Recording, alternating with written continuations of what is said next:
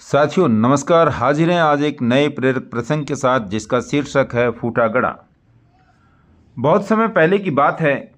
किसी गांव में एक किसान रहता था। वह रोज भोर में उठकर दूर झरनों से स्वच्छ पानी लेने जाया करता था।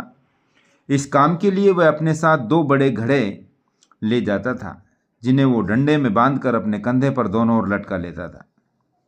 उनमें से एक घड़ा कहीं से फूटा हुआ था और दूसरा एकदम सही था।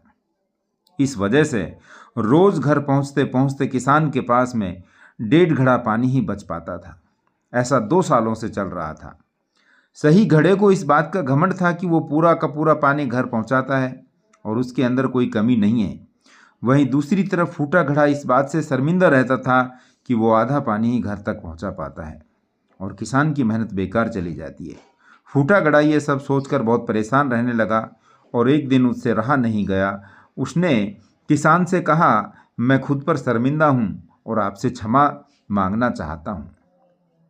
क्यों? किसान ने पूछा। तुम किस बात से शर्मिंदा हो? शायद आप नहीं जानते, पर मैं एक जगह से फूटा हुआ हूं और पिछले 2 सालों से मुझे जितना पानी घर पहुंचाना चाहिए था, बस उसका आधा ही पहुंचा पाया हूं। मेरे अंदर से यह बहुत बड़ी कमी है और इस वजह से आपकी मेहनत बर्बाद होती रही है। फूटे घड़े ने दुखी होते हुए कहा। किसान को घड़े की बात सुनकर थोड़ा दुख हुआ और वह बोला, कोई बात नहीं, मैं चाहता हूं कि आज लौटते वक्त तुम रास्ते में पड़ने वाले सुंदर फूलों को देखो। घड़े ने वैसा ही किया। वह रास्ते भर सुंदर फूलों को देखता आया। ऐसा करने से उसकी उदासी कुछ दूर हुई, पर घर पहुंचते पहुंचते फिर उसके अंदर से आधा पानी गिर चुका था।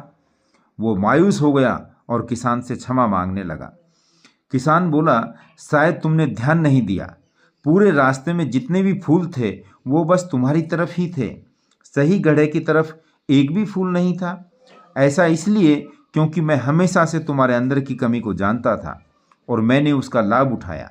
मैंने तुम्हारे तरफ वाले रास्ते पर रंग बिरंगे फूलों के बीज बो दिए थे। तुम रोज थोड़ा थोड़ा करके उन्हें सींचते रहे और पूरे रास्ते को इतना खूबसूरत बना दिया। आज तुम्हारी वजह से ही मैं इन फूलों को भगवान को अर्पित कर पाता हूँ और अपना घर सुंदर बना पाता हूँ।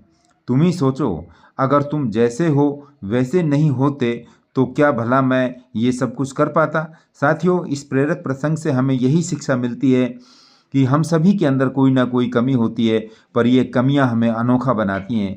उस किसान की तरह हमें भी हर किसी को वो जैसा है वैसा ही स्वीकार करना चाहिए और उसकी अच्छाई की तरफ ध्यान देना चाहिए।